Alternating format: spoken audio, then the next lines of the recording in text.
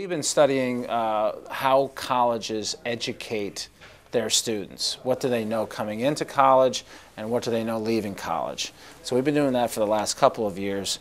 This current study that we're doing, we've kind of proved in our past empirical research that colleges don't add very much to civic knowledge. College students graduate with very little understanding of America's core principles, its founding documents, its economic principles, things of that nature. What we wanted to find out this year was whether this civic ignorance actually had an impact on American public opinion. So that's the purpose of the new study.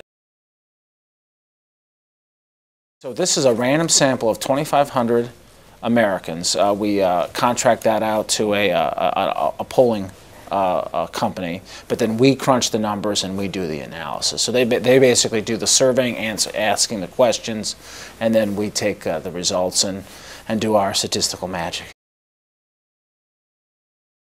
This is the fifth annual study of civic literacy that we've conducted, and we're going to keep on doing it until colleges wake up and try to, do their job of civic instruction better. There's been all this kind of anecdotal evidence that college professors are liberal and that they might be indoctrinating their students. But there hasn't been any kind of strong empirical evidence that demonstrates not what professors think. We know what they think. We know how they identify themselves, overwhelmingly liberal and Democrat in the social sciences and the humanities.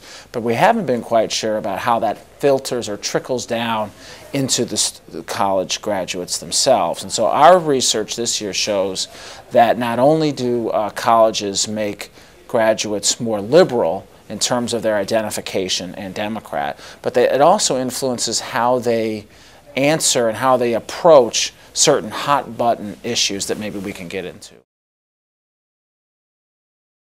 We asked 39 questions, not only about what they know about the country, but also their opinions on certain issues. Is America a force for good in the world? Do markets produce economic prosperity? Should abortion on demand be available? Things like that. And so what we found was when you filter out all the other impacts of influences on opinion, your race, your gender, your religion, whatever, and just looked at the impact of college, here's what we found. The number one influence of college is making graduates more supportive of abortion on demand, more supportive of same-sex marriage, less supportive of school prayer, less certain that the Bible is the Word of God, and more skeptical of this notion that with hard work and perseverance anyone can succeed. So what we're saying there, or what we're seeing there, is a deep kind of leftward lurch on these significant issues. Kids can't learn what they're not taught. Colleges have to first reform their curriculum, and then they have to teach the stuff effectively. It's not enough to actually acquire it. You actually have to teach it well. You have to teach it without hostility. You have to teach it without a perceived bias one way or the other. Play it straight down the middle and let the students themselves make up their own minds about things. The first couple of studies was a 60-question multiple choice test, government history, foreign affairs, and economics. And so we were able actually to survey 7,000 freshmen, 7,000 seniors at 80 different schools both years. And so we were able to actually name names about how a school did. So questions from that exam, things like what is the nature of federalism? And 5 different options. What is NATO? 5 different options. What battle ended the Civil War?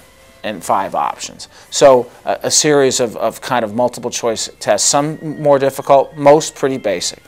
Average performance for all 14,000 college students, 53% on the exam. No college got above a D+, that was Harvard. And at schools like I have to say my alma mater, Georgetown, the freshmen did better than the seniors on the same test. Now fast forward to the last 2 studies. There, it's a random sample of 2,500 Americans, 33-question test on civics. Almost half the questions are taken from other civics exams, things like the National Citizenship Exam, the National Assessment of Education Progress, which assesses how well K-12 is doing. And so, what are the three branches of government? 49% of Americans knew that. Only 60% of college graduates know that. The same amount, shockingly, in my opinion, of a random sample of new citizens who took the test for the first time. So basically, college graduates are doing no better than people who are coming on our doorstep wanting to become a citizen. If we expect new citizens to know this stuff, shouldn't current citizens, people who've actually gone through 4 years of an expensive education, know those kinds of things? So the questions are pretty straightforward. We think that they are required if you're going to vote effectively in a republic.